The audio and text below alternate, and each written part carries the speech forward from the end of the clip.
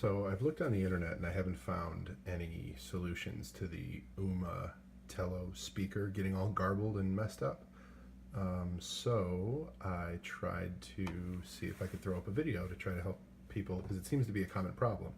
To open the Ooma, what I did, and again, do this at your own risk. I can't guarantee that this is even going to, don't break it. But if you're doing this, you're doing it at your own risk. But I took the Ooma box and I flexed it with both hands just a little bit, so it ended up opening up this little gap right here. And then as it was open, I just took this little plastic pry tool that I got as part of a kit of these four at Harbor Freight for like $7, and just worked my way around the whole front.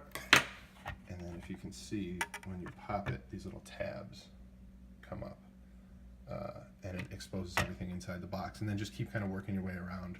I went from the front to back, and that seemed to work pretty well. So up next, I will see about the speaker replacement. And so now here is the circuit board upside down, and here's just the empty box. You can see this little ring right here is where the speaker sat normally. Mine was loose inside the box and kind of bouncing around and seemed garbled. So hopefully replacing the speaker will help. So these are the replacement speakers. I got these on eBay for, I think the smallest quantity I could buy was 5. And so I think it was $10 for 5. So I suppose you could do this repair 4 more times after this. and hopefully it'd be worth your money. But so that's all. So next we're going to see about disconnecting that speaker and seeing if we can't solder in a new one. It looks like the wire colors match up just fine. I'm no electrical engineer, but it should hopefully be pretty straightforward. And it looks like these speakers should fit just right in that little speaker holder. And it looks like they have some adhesive. So let's see. Okay, so I've cut off the speaker, and I'm just going to go ahead and strip these back here, and just try to solder on one of these new speakers. Okay, so here are the solder connections that I just did for the new speaker. I don't know how this is going to work because I'm not very good at soldering. If you don't know how to solder, don't worry about it. Just go online and go on YouTube and learn, and go to Home Depot or Menards or wherever and just get the cheap soldering gun. I like the one that looks like a pistol, like a gun, not just a little pen looking wood burner thing, because I just think it works better. But normally I would put heat shrink on these, but I don't have any small enough. So for tonight, I'm just going to see if I get a signal to the speaker and see if it works. And I can always wrap it with tape or liquid electrical tape or even heat shrink if I can find it that small. So I'm going to now take the speaker here. This little white stuff comes off to expose some sticky stuff. You can see this is the speaker side, and it looks like this is the magnet side on the back here. And we're going to try to go ahead and apply it inside of this box. So I'm going to move this thing. I'm going to take this off and just stick this directly inside the box. So let's see what happens.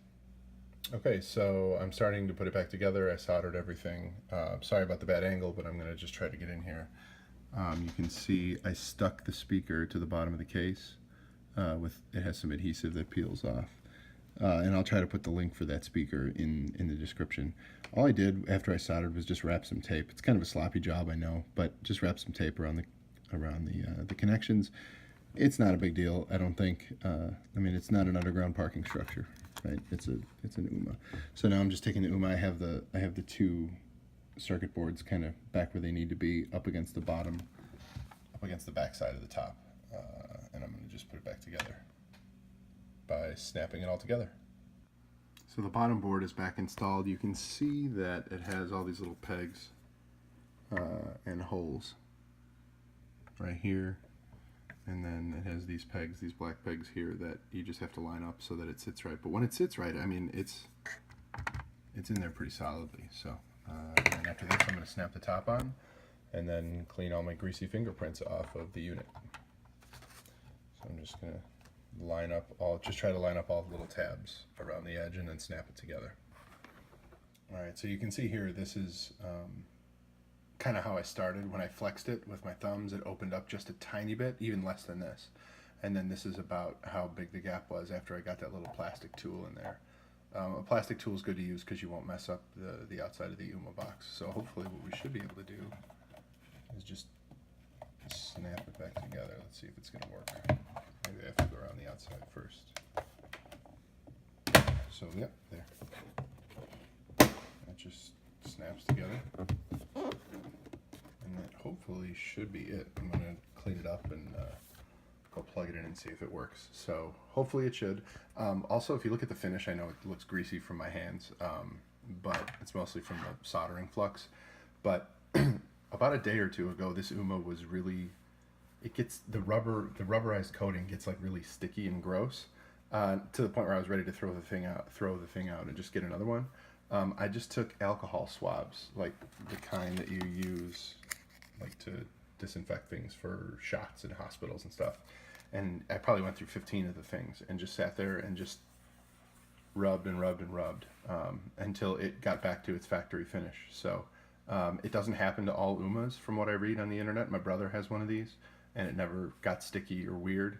I don't know if it's from leaving it, you know, if sunlight hits it through the window or whatever, but it had a weird gummed up surface. So the alcohol swab seemed to just take care of it right away. So I'm going to clean it up just to get this greasy stuff off with another one, and we'll plug it in and see if it works.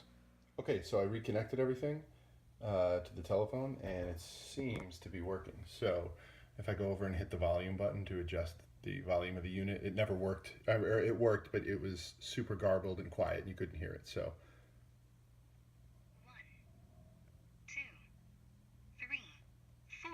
So it seems to be working. It sounds pretty good. It sounds like it did when I bought it. So let's see what happens. 1 new message and 98 saved messages.